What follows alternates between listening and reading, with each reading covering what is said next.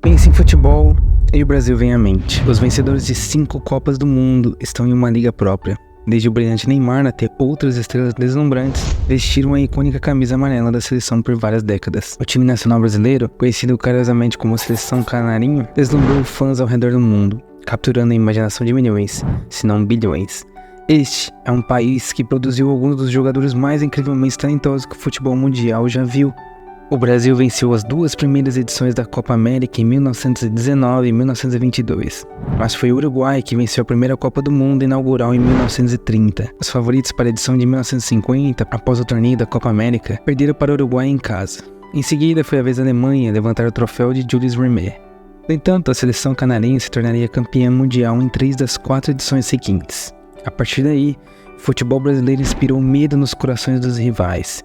Seu estilo samba os ajudou a dominar a Suécia, Tchecoslováquia, Itália e 2 vezes a Alemanha nas finais da Copa do Mundo. Eles perderam apenas 2 vezes em finais da Copa do Mundo, mas desde então as coisas não têm sido tão memoráveis. Já se passaram 18 anos desde o último triunfo, com a seleção nacional não aproveitando ao máximo os talentosos indivíduos à sua disposição. Ronaldinho, Ronaldo, Rivaldo marcaram gols que lhe permitiram erguer o troféu diante de 70 mil torcedores no famoso estádio de Ucarana em 2002. Desde então, o Brasil não conseguiu alcançar o mesmo nível nas competições internacionais. A França os derrotou nas quartas de final em 2006, o Uruguai os eliminou na mesma fase 4 anos depois na África do Sul. Em 2014 deveria ser o ano deles, mas terminou em sua maior decepção. O Brasil, liderado por Neymar, foi derrotado por 7-1 pela Alemanha, que se tornaria campeã diante de sua torcida. Desde então, apesar de um elenco mais consolidado, as expectativas não foram atingidas também em 2018. Embora a seleção brasileira tenha sido sucesso nas fases de grupo, eles têm falhado nas fases eliminatórias. O sucesso anterior da equipe fez com que outras equipes fossem mais cautelosas contra eles, pois apenas mencionar o nome do Brasil já causa um temor na oposição. No entanto, os resultados insatisfatórios não ocorrem porque os adversários se defendem mais profundamente contra eles,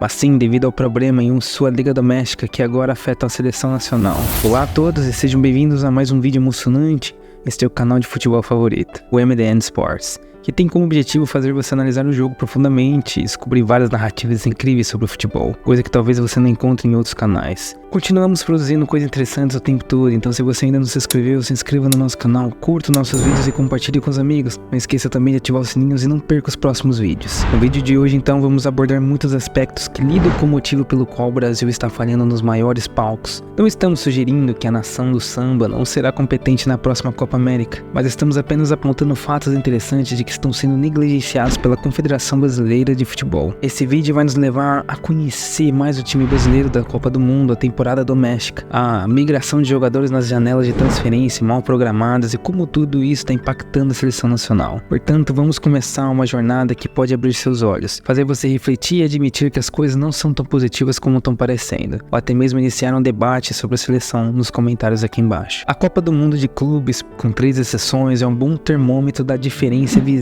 entre os times europeus e sul-americanos.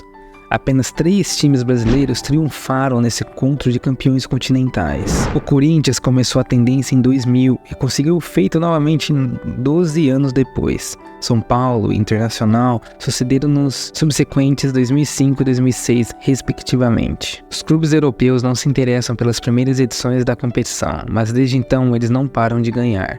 A última vez que um time brasileiro venceu a Copa do Mundo de Clubes da FIFA foi em 2012. O Corinthians enfrentou um time do Chelsea em desordem e aproveitou a oportunidade, enquanto a vitória na Copa da Libertadores ainda estava fresca na memória deles. Os Blues haviam sido eliminados na Liga dos Campeões 6 meses depois de vencê-la. Foi um jogo abaixo do esperado, com o time inglês priorizando os próximos jogos durante o congestionado calendário de Natal da Premier League. 6 anos atrás, o Liverpool fez o mesmo. Foi o São Paulo quem os venceu no Japão, e os Reds estavam prestes a cometer o mesmo erro se Roberto Firmino não tivesse se destacado. Foi um jogo acirrado e o campeão da Peônia só cruzou a linha de chegada no estádio Internacional Califa na prorrogação. O Flamengo teve dificuldades, mas os campeões da Copa Libertadores estavam entrando no torneio após um ano cansativo. Enquanto os rivais estavam apenas começando sua campanha de 2009 e 2020, apenas os campeões da Copa Libertadores de 2011, os Santos, tiveram uma chance razoável de vencer a competição com Neymar em seu elenco. Os campeões sul-americanos representavam uma ameaça ao Barcelona. No entanto, Messi e a companhia eram fortes demais para o Santos. Neymar havia adiado sua transferência para a Europa até então, mas a diferença entre os dois times o convenceu a se juntar aos catalães em uma transferência controversa. Ele voltaria ao mesmo palco ao lado de Messi e Suárez para derrotar o River Plate. E transferências mal programadas e transferência desastrosa. Após a saída de Neymar, o Santos ficou em desordem e não foi mais o mesmo. Isso nos leva aos problemas causados pela janela de transferência.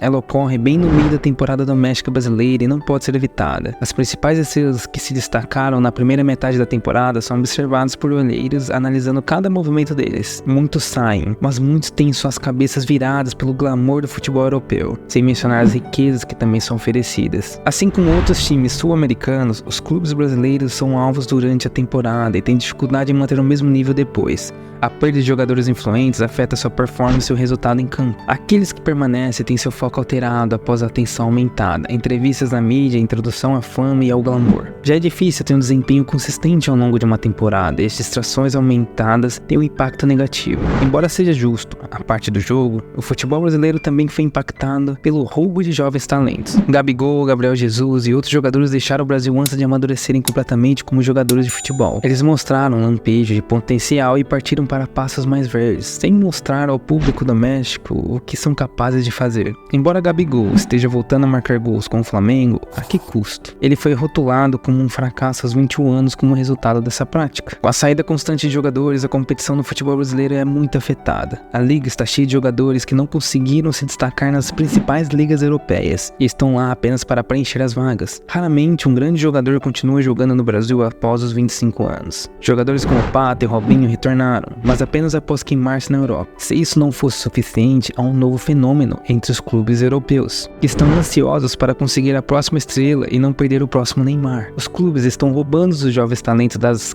academias brasileiras. Adolescentes com potencial estão saindo depois de apenas algumas aparições. Em alguns casos, nem sequer jogaram pelos times de seus clubes.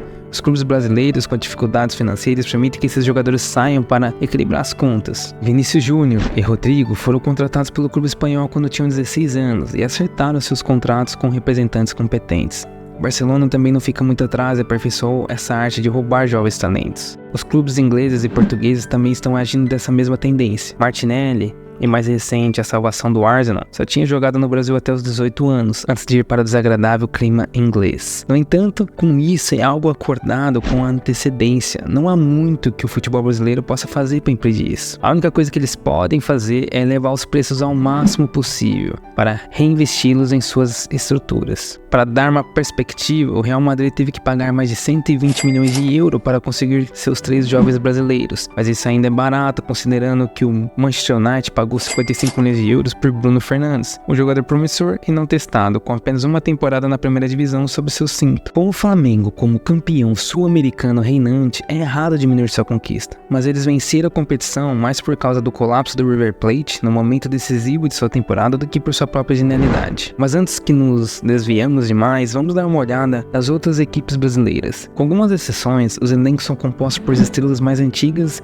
e queimadas ou jogadores que nunca foram bons o suficiente para cruzar o Atlântico. Além disso, os números são preenchidos por jogadores que passaram por até 7 clubes, em média. Isso não é um cenário animador e é ainda pior em relação à mentalidade dos jogadores, já que muitos estão prontos para fazer as malas no final da temporada, sem coesão na equipe e resultados fracos. É uma tarefa árdua. Não deve ser surpresa para ninguém que o futebol brasileiro esteja em declínio. Como resultado disso, os times brasileiros historicamente tiveram um desempenho abaixo do esperado na Copa Libertadores. Apenas 2 times brasileiros chegaram à final desde 2014, enquanto 6 times argentinos chegaram à final. Além disso, são os vizinhos argentinos que venceram o torneio 25 vezes, enquanto o Brasil está 6 troféus atrás. O impacto disso na seleção nacional é claro. Com as estrelas deixando o país, a competição doméstica sofre uma redução no grupo de talentos. Você é tão bom quanto a competição que enfrenta, e é compreensível que os jogadores de base enfraquecida no Brasil não tenham a mesma base para a seleção nacional. Além disso, os jogadores baseados na Europa têm que atravessar o Atlântico para representar a seleção nacional, O ritmo do futebol de clube, combinado com voos cansativos, significa que a preparação para a seleção brasileira está sempre abaixo de 100%. Além disso, como a equipe se reúne apenas a cada poucos meses por uma semana, não há muito treinamento tático ou preparação que o técnico possa fazer nessas condições. As lesões também não ajudam. Todos esses fatores se combinam para ter um impacto negativo nas performances do Brasil. No entanto, é importante observar que, no momento, a equipe está passando por uma mudança positiva. A equipe é menos turbulenta e o elenco está mostrando do que é capaz, pois o Brasil geralmente impressiona na fase de grupos dos torneios, mas a falha em corresponder à expectativa está nas fases posteriores.